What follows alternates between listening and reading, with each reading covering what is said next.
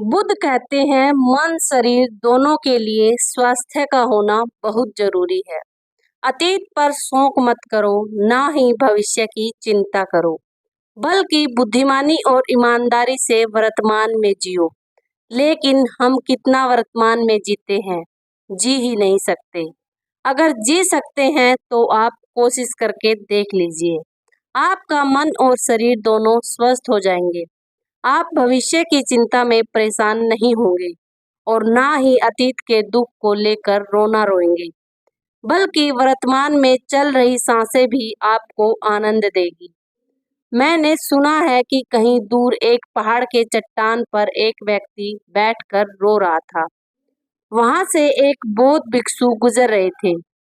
उसे रोता देख भिक्षु उस व्यक्ति के पास आया और बोला, क्या तुम कूद कर आत्महत्या करना चाहते हो? व्यक्ति बोला, आपने सही अंदाजा लगाया।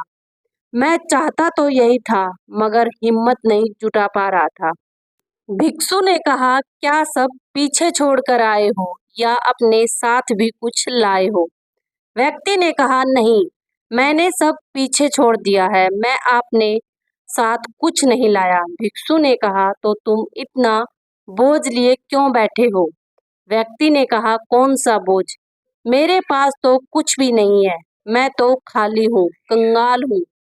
भिक्षु ने कहा, फिर तुम कौन से बोझ के तले दबे जा रहे हो, जो तुम्हारी सांसें भी ठीक से नहीं चल रही?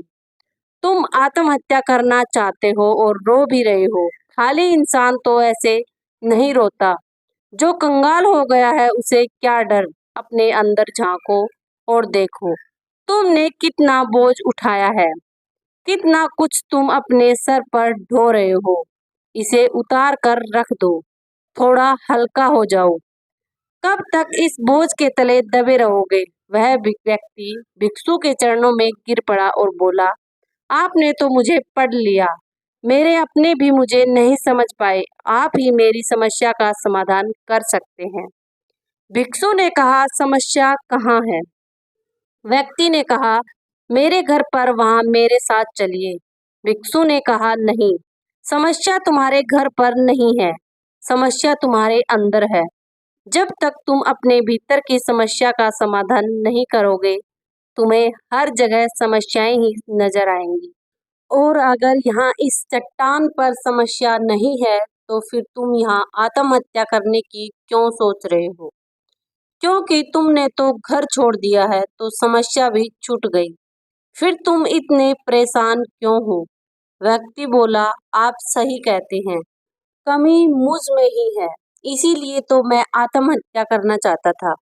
मैं किसी काम का नहीं हूँ, मैं जो कुछ भी करने जाता हूँ सब बिगड़ जाता है।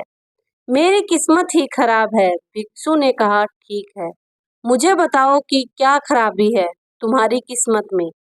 व्यक्ति ने कहा, मैंने व्यापार करने के लिए अपने परिवार से धन लिया, उस धन से मैंने व्यापार किया, लेकिन मेरा व्यापार ठीक नहीं चला।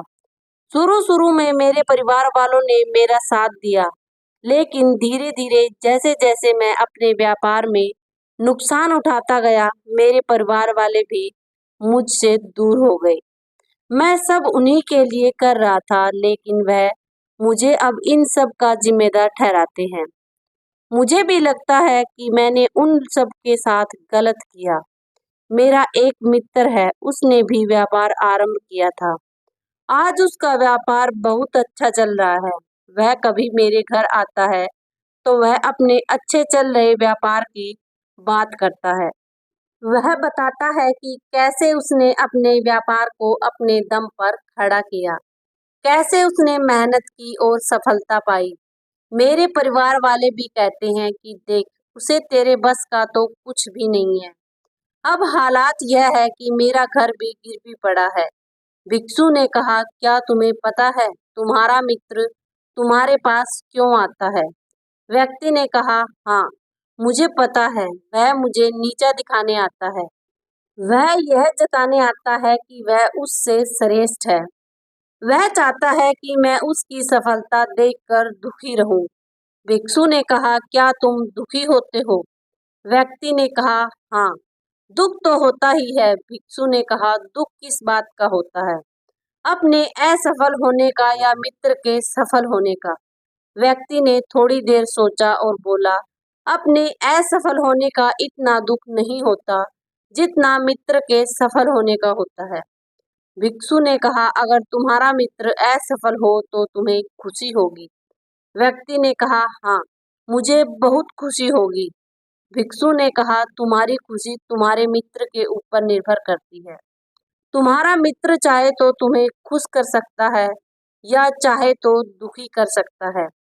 तुम समय से तो ना खुश हो सकते हो और ना ही दुखी।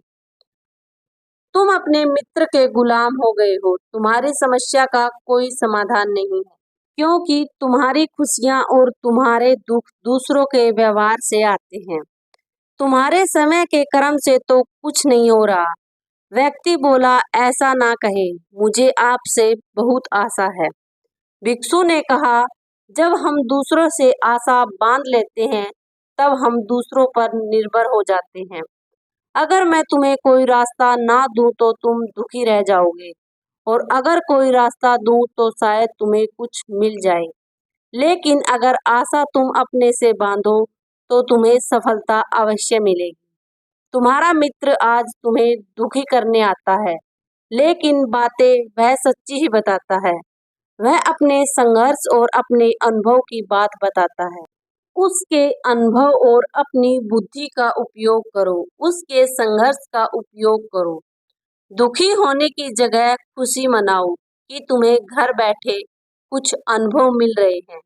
संघर्ष करो, हार मत मानो, कर्म करते जाओ। बुरे से बुरा वक्त या अच्छे से अच्छा वक्त दोनों ही गुजर जाते हैं, लेकिन यह दोनों वक्त देखने के लिए जीवित रहना जरूरी है। और जब तुम्हारा अच्छा वक्त शुरू होगा, तब तुम्हारा मित्र तुम्हें अपनी सफलताओं की कहानी नहीं बताएगा। वह अपनी असफलताओं की कहानी बताएगा, ताकि तुम गलत निर्णय ले सको। तब भी अपनी ही बुद्धि का उपयोग करना। उस समय भी वह तुम्हें दुखी करने आएगा, क्योंकि उसे भी उतना ही मजा आता है तुम्हें दुखी देखने में जितना कि तुम्हें आता है उसे दुखी देखने में। व्यक्ति ने कहा, आप सही कहते हैं।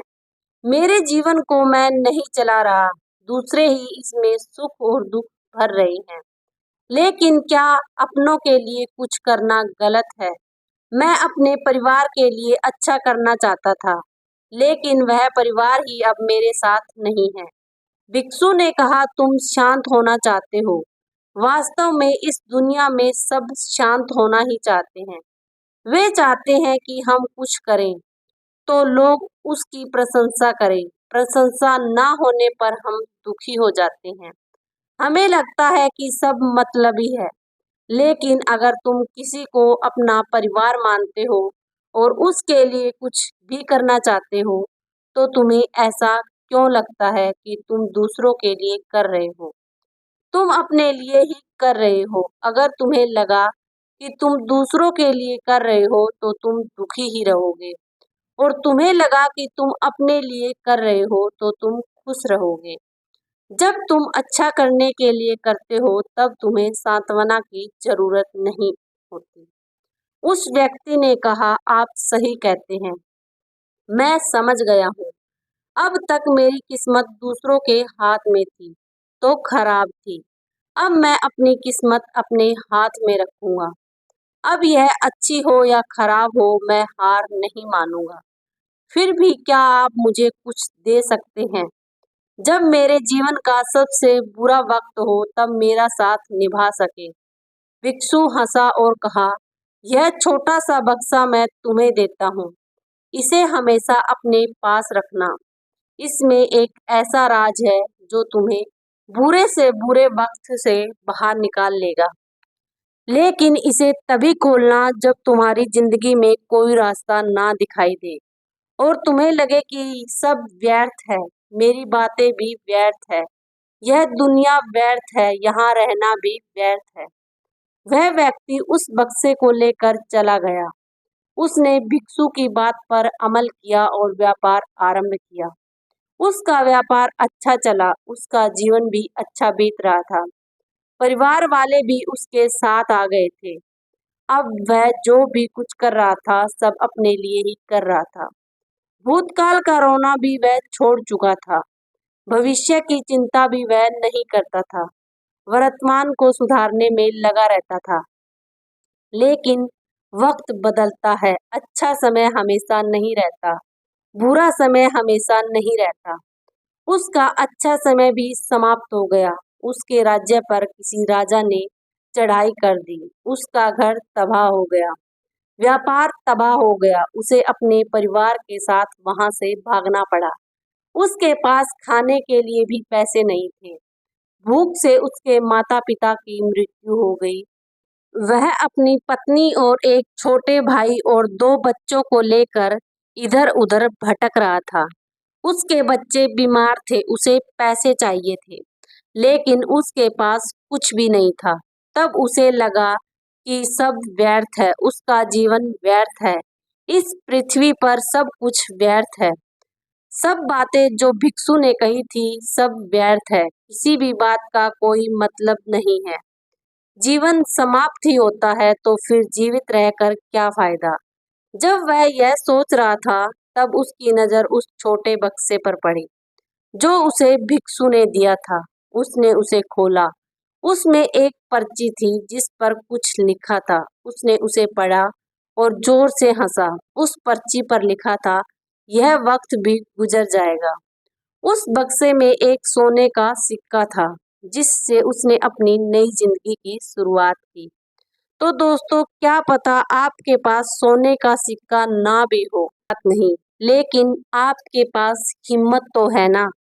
आपको कैसी लगी आज की हमारी यह कहानी? अगर वीडियो अच्छी लगी हो तो वीडियो को लाइक, शेयर एंड चैनल को सब्सक्राइब जरूर करें।